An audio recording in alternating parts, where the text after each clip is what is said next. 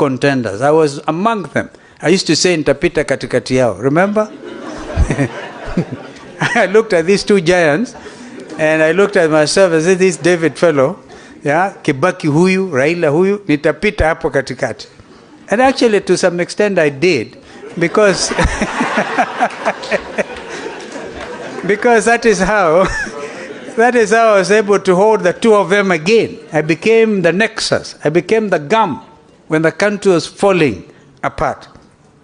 It is particularly noteworthy that my party then, the Orange Democratic Movement Kenya, I used to say, between me and Raila, we didn't even know how to divide the oranges. Because he kept a whole orange, and I kept an orange and a half. So, my own party then, that time, ODM Kenya, negotiated a post-electoral agreement with President Kibaki's PNU that helped stop the violence, at least, before my brother was brought on board by Kofi Annan. And you know, that was a serious conflict. That is what gave rise to Kenyan leaders going to The Hague. And you know them. And sometimes blame the wrong people. I've heard some of them blame Raila. And it's not right at all. I undertook an impossible task of trying to convince the United Nations Security Council to allow us to have Kenyan leaders tried here. And then Kenyans overwhelmingly through local radio stations used to say, don't be vague, go to The Hague. So, under the auspices of Kenya National Dialogue and Reconciliation Committee, Dr. Kofi Annan, the late brother and a real Pan-Africanist, the chairman of the panel of eminent African personalities, was tasked by the international community and, of course, the African leadership to help to resolve that political crisis. And on February 1st, 2008, he brought the late Mwai Kibaki and our brother Raila Odinga to the negotiating table, and where the 4 agenda items were agreed upon, namely, Agenda 1, immediate action to stop the violence and restore fundamental rights and liberties. Agenda item number 2, immediate measures to address the humanitarian crisis and promote healing and reconciliation.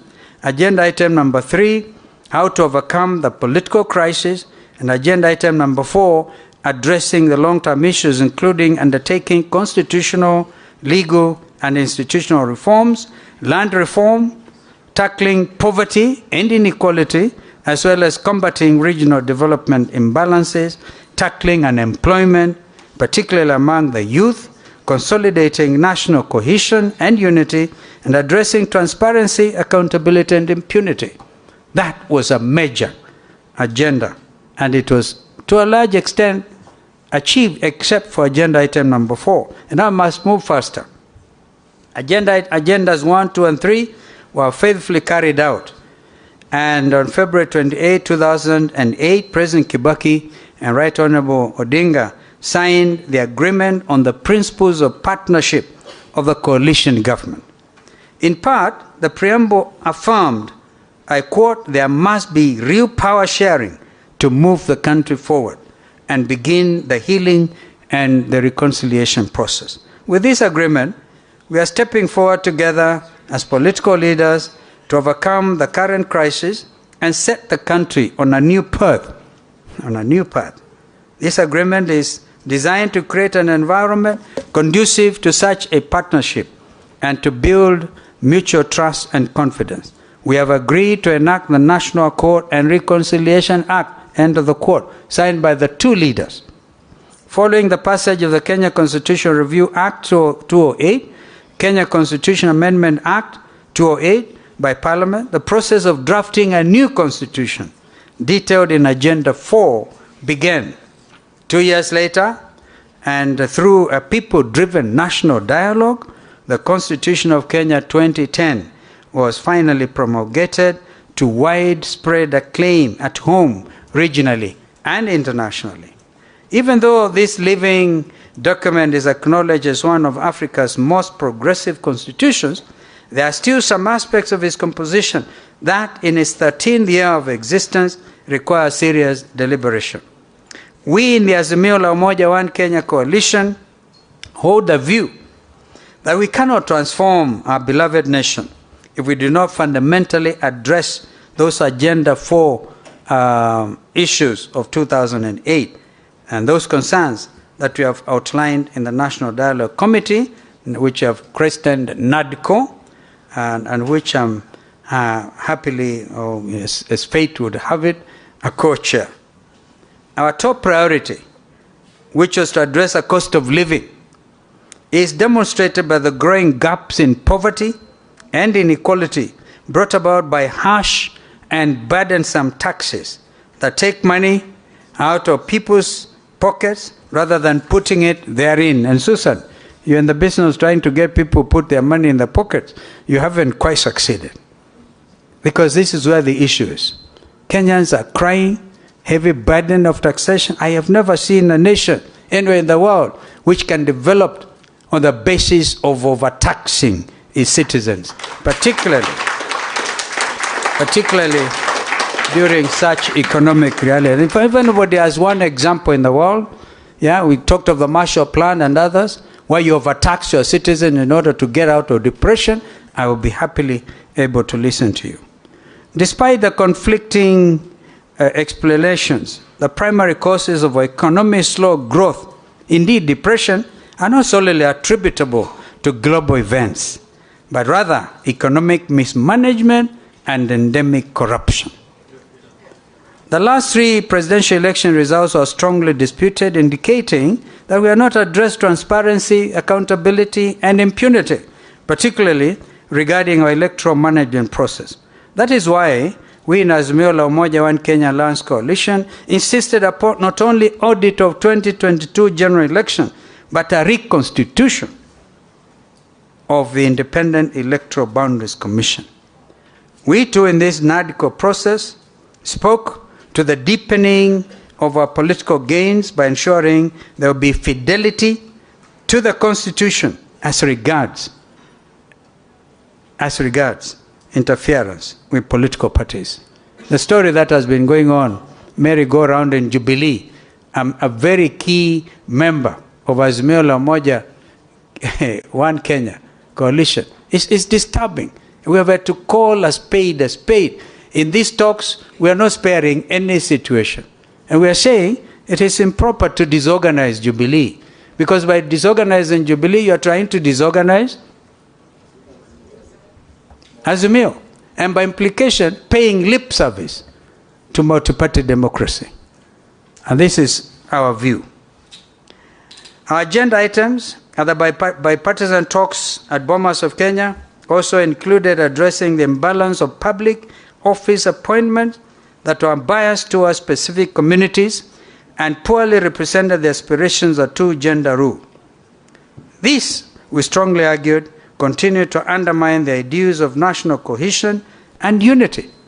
I would want, for example, a very honest conversation about the recently concluded recruitment at the Kenya Defense Forces.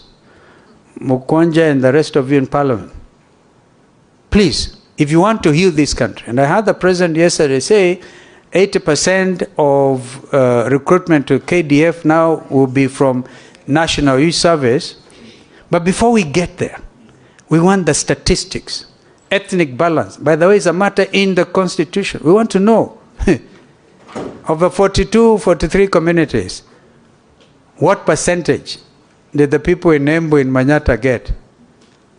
And you will be amazed. And when I dealt with the conflict in Rwanda after the genocide, in fact, the problem in Rwanda and Burundi is basically this. 84% of the population are Hutus in both countries, and 14% are Tutsis in both countries.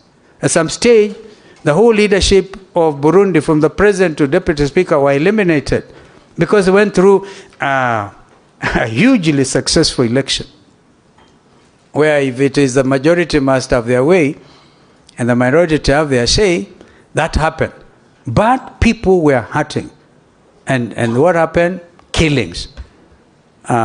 So, in my view, if you disturb the army, if you do not have a professional military in Kenya, or anywhere in the region, ladies and gentlemen, you do not have a country. Please, you can take that one to the bank, even if it is a hustler bank. You cannot disturb if you, and the reason our military men and women have done very well in terms of peacekeeping everywhere, right, is because we have had a professional army. But if we have a tribalized army, and I still insist, I want you guys, if the parliament, I'm told, when you people in Kenya Kwanza went to State House and complained to President Ruto that hamwezi kwenda nyumbani, wananchi wanapigia kelele because of taxation, he looked at you and told you, but you are the ones in parliament. Nyinyi ndio mmepitisha the Finance Act. So you now have to play your role. If you're going to do oversighting of this government, and I like the young parliamentarians, actually went in at 30, and I remained there. Yes, I think I should have been a member. Now I'll do the mentoring that our wonderful Mheshimiwa was talking about. I must conclude, ladies and gentlemen, before I invite our brother to come and make his remarks and close this consultative session. You know, we went to Bomas because Kenyans lost their lives. Kenyans, some of them wearing sufurias, right? Let's not forget we buried nearly 70 people. Let's not forget a lot of them had their households and everything they owned destroyed. And even as recent as 2 weeks ago, 25,000 people in Mavoko had what they call their homes destroyed. And we hear you friends in Kenya Kwanza telling us affordable housing. What the fellows have put together what they could afford, and you destroy it, and you are telling them affordable housing?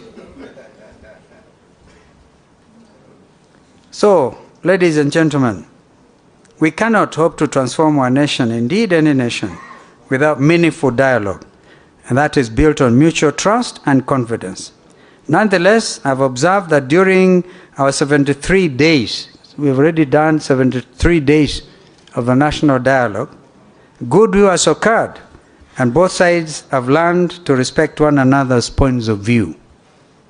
Therefore, I must congratulate my friend, my co-chair, Kimani Ichung'wah.